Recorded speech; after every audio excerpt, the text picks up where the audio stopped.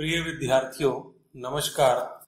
आज हम बीकॉम द्वितीय वर्ष के लिए उद्यमिता के मूल तत्व विषय की 5वीं इकाई से दूसरे अध्याय, जिसका शीर्षक है विदेशी विनिमय अर्जन तथा स्थानीय मांग का आवर्धन और पूर्ति, इस विषय पर चर्चा करने जा रहे हैं।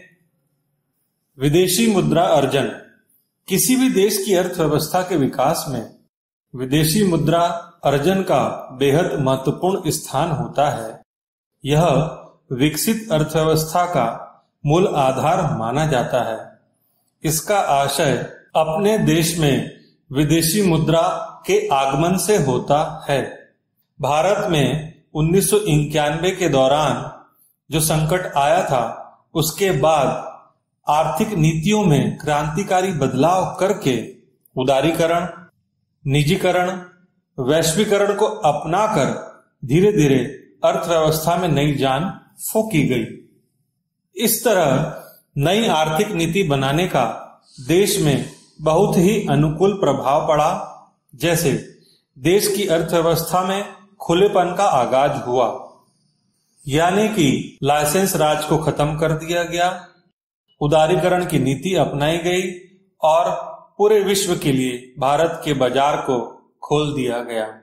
इसके साथ ही निजीकरण की प्रक्रिया भी प्रारंभ हो गई, अर्थात सार्वजनिक क्षेत्र में जो उद्योगों की संख्या 17 थी, उसे घटा करके 4 के आसपास कर दिया गया और भारत में बड़े बड़े उद्योगों को निजी हाथों में सौंप दिया गया। साथ ही साथ एमआरटीपी एक्ट की अवधारणा भी समाप्त कर दी गई। Monopoly and restrictive trade practice act को भारत में समाप्त कर दिया गया। इस एक्ट के समाप्त होने के साथ ही देश में व्यापार में प्रतिस्पर्धी वातावरण का निर्माण हुआ और नए नए निजी उद्योगपतियों ने उद्योग धंधे लगाए। इसके साथ ही हमारे देश में विदेशी पूंजी का आगमन हुआ। सरकार ने विदेशी पूंजी के विनियोग के लिए नियमों को लचीला किया। इन विदेशी पूंजी के आगमन के साथ साथ भारत में नए नए प्रकार के उद्योगों की स्थापना हुई, जिसका नतीजा आज हम देख रहे हैं कि विभिन्न प्रकार की वस्तुएं, मोबाइल टेक्नोलॉजी, बैटरीज, लौह अयस्क, कंप्यूटर टेक्नोलॉजी, सॉफ्टवेयर, ये सभी प्रकार के उद्योग धंधों की स्थापना हमारे देश में हुई। इसके साथ ही साथ बड़े बड़े विकसित देशों की विदेशी तकनीक का भारत में आगमन सुलभ हो पाया और टेक्नोलॉजी की दुनिया में भारत अग्रणी देश के रूप में स्थापित हो पाया। इसका सीधा सा उदाहरण है देश में मेट्रो रेलवे की सुविधाएं आना, देश में बड़े बड़े कंप्यूटर टेक्नोलॉजी की सुविधाएं आना।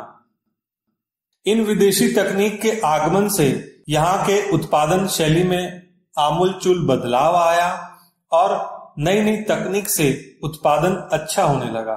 उत्पादन के अच्छे होने से उत्पादकता और उत्पादन दोनों में वृद्धि दर्ज की गई और इस वृद्धि की वजह से भारत से बाहर किया जाने वाला निर्यात है, उसमें भी वृद्धि हुई। वस्तुओं और सेवाओं के गुणवत्तापूर्ण उत्पादन में वृद्धि हुई। इस प्रकार देश की जनता के जीवन स्तर में भी वृद्धि हुई और अंततः देश के आर्थिक विकास दर में भी वृद्धि दर्ज की गई। आइए देखते हैं कि किसी देश में विदेशी मुद्रा अर्जित करने के कौन कौन से स्रोत होते हैं। पहला, भारत के उद्योगपतियों द्वारा विदेशों को निर्यात।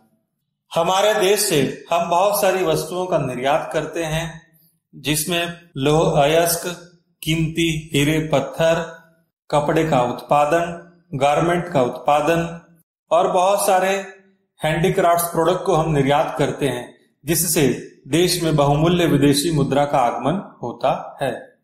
भारत के बाहर रहने वाले जो अनिवासी भारतीय होते हैं, उनके द्वारा भी अपने देश में, अपने घर में धन हस्तांतरित किया जाता है।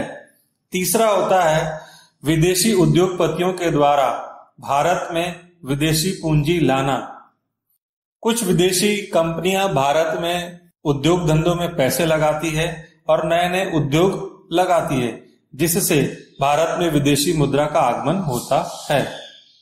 विदेशों में जो सरकारी कंपनियों में या निजी कंपनियों में जो कर्मचारी काम करते हैं, उनके द्वारा भी अपनी कमाई करके भारत में धन भेजा जाता है।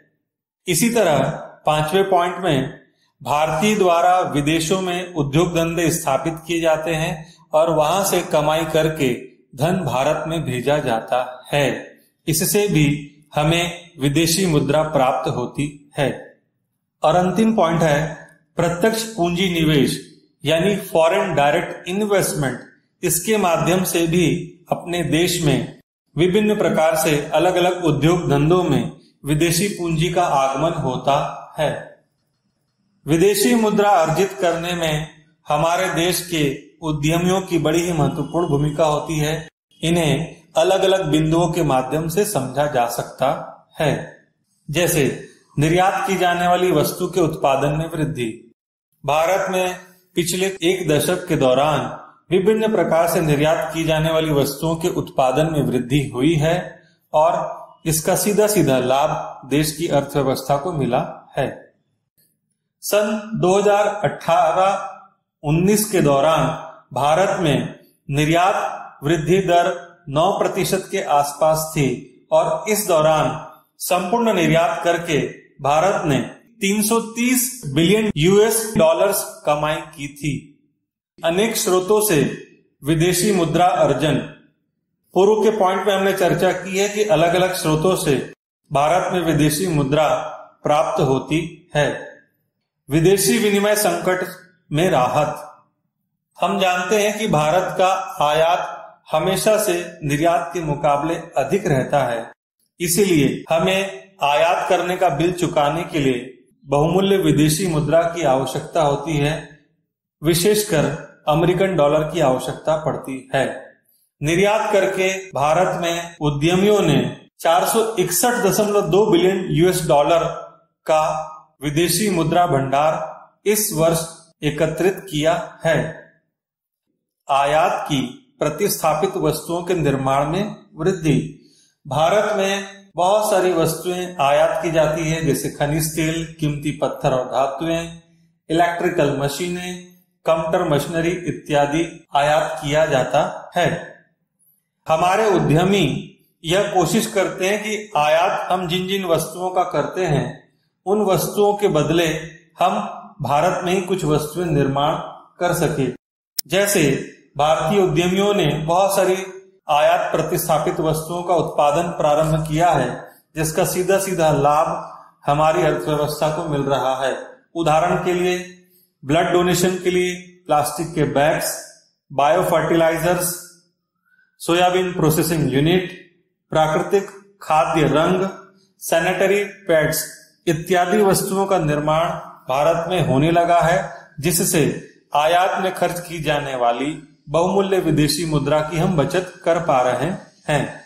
नवीन दिशाओं की ओर मोड़। भारत में अलग अलग वस्तुओं का उत्पादन करने से उद्यमियों ने देश में विदेशी मुद्रा अर्जित करने में बड़ी अच्छी भूमिका निभाई है। फॉरेन डायरेक्ट इन्वेस्टमेंट के माध्यम से भी उद्यमियों ने भारत में विदेशी मुद्रा अर्जित करने में बड़ी अच्छी भूमिका निभाई है। उदाहरण के लिए वर्ष 2017-18 के दौरान भारत में 61 बिलियन अमेरिकी डॉलर का प्रत्यक्ष विदेशी निवेश प्राप्त हुआ था। वहीं सन 2018-19 के दौरान 62 बिलियन डॉलर प्रत्यक्ष विदेशी निवेश भारत को प्राप्त हुआ था। मनोरंजन उद्योग की आय से भी भारत में विदेशी मुद्रा अर्जित की जाती है। हम देख रहे हैं कि पिछले 10 वर्षों के दौरान भारतीय फिल्मों ने विदेशी बाजारों में अपना डंका बजाया है और वहां कमाई के नए कीर्तिमान अर्जित किए हैं। इस वर्ष 2019 के दौरान 146 मिलियन अमेरिकी डॉलर विदेशी मुद्रा बॉलीवुड ने अर्जित की है। हमारा अगला शीर्षक है स्थानीय मांग का आवर्धन एवं पूर्ति। पेंशन के अनुसार मांग से आशय उस प्रभावी इच्छा से है जिसमें निम्न 3 बातें सम्मिलित होती है। पहला, किसी वस्तु को प्राप्त करने की इच्छा। दूसरा उसे क्रय करने के साधन, और तीसरा इन साधनों को वस्तु को खरीदने के लिए उपयोग करने की तत्परता। मांग की एक उपर्युक्त परिभाषा इस प्रकार दी जा सकती है, किसी एक वस्तु अथवा सेवा की उस मात्रा से है जिसे उपभोक्ता बाजार में दिए गए समय एवं दिए गए मूल्य पर क्रय करने के लिए तत्पर होता है। उदाहरण के लिए रायपुर में 10 रुपए किलो की दर से आलू की मांग प्रतिदिन 100 क्विंटल है। यह मांग का एक सटीक उदाहरण होता है जिसमें समय, दर और क्वांटिटी ये तीनों बताया गया है। प्रिय विद्यार्थियों, मांग के 3 प्रकार बताए जाते हैं: स्थानीय मांग, राष्ट्रीय मांग और अंतर्राष्ट्रीय मांग।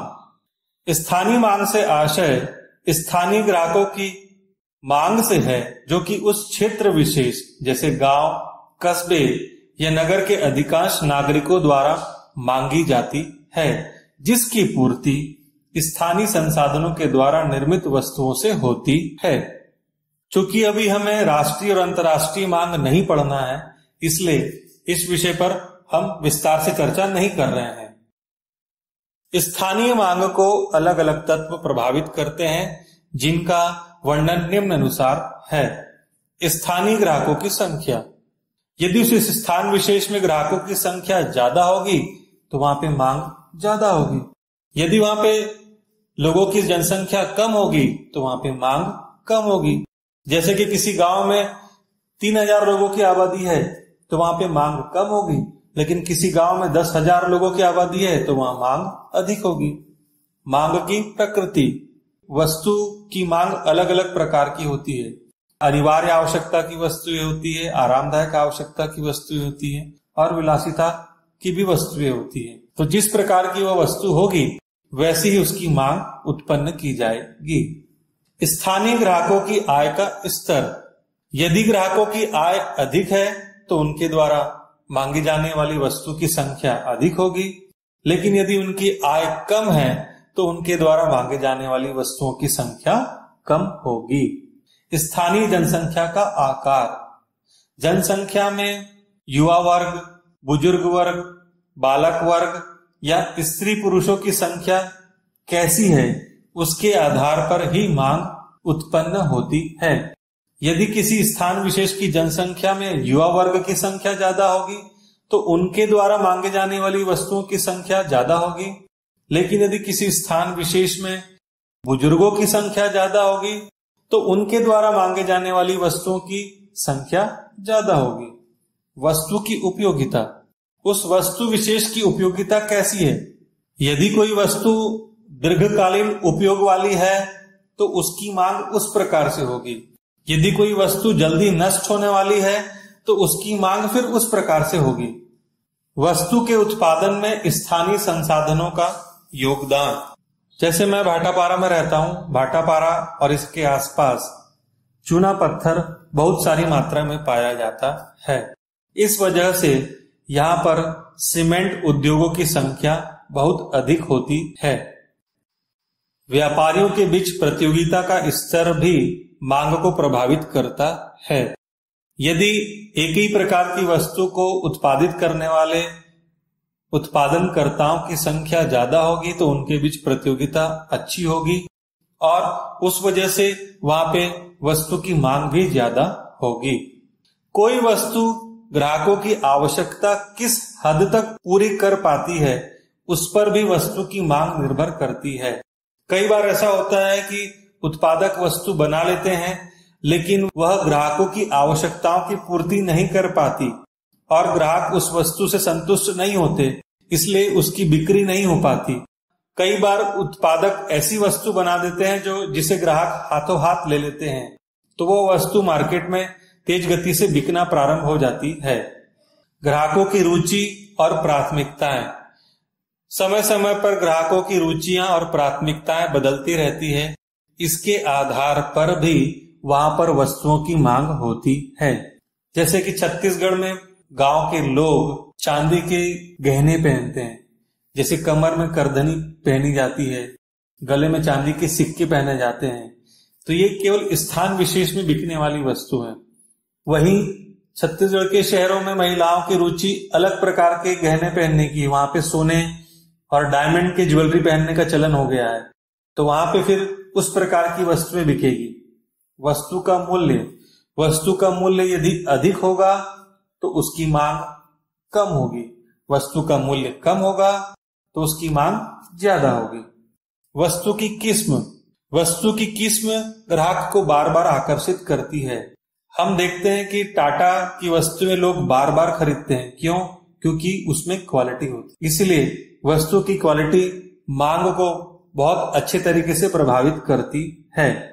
वस्तु की मांग की तीव्रता, कोई वस्तु ऐसी होती है जिसकी मांग की तीव्रता अधिक होती है तो ग्राहक उसे किसी भी कीमत पर खरीदने के लिए तैयार हो जाता है। जैसे गर्मी के दिनों में लोगों को प्यास बार बार लगती है, तो इस दौरान शीतल पेय, जूस, गन्ने का रस, इन सारी चीजों के दाम बढ़ जाते हैं, लेकिन फिर भी ग्राहक उसे खरीदते हैं। अगला शीर्षक है स्थानीय मांग का आवर्धन एवं पूर्ति के घटक। किसी भी स्थान विशेष के उद्यमियों के द्वारा वहां के लोगों की मांग का अध्ययन किया जाता है और उसके आधार पे फिर वह वस्तु का उत्पादन करके पूर्ति करने की कोशिश करते हैं ताकि अधिक से अधिक लाभ प्राप्त कर सके। इस कार्य को करने के लिए वह निम्नलिखित तरीके से मांग का आवर्धन और पूर्ति के बीच संतुलन बना पाते हैं। पहला है स्थानीय ग्राहकों से व्यक्तिगत संपर्क।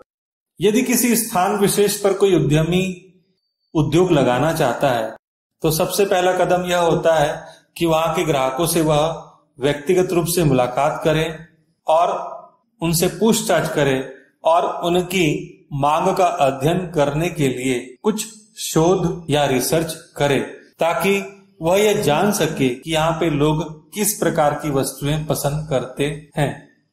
स्थानीय ग्राहकों में वस्तु के प्रति विश्वास जागृत करना, यह भी बेहद जरूरी है कि ग्राहक वस्तुओं के प्रति विश्वास बनाए ताकि वह वस्तु को बार बार खरीदे।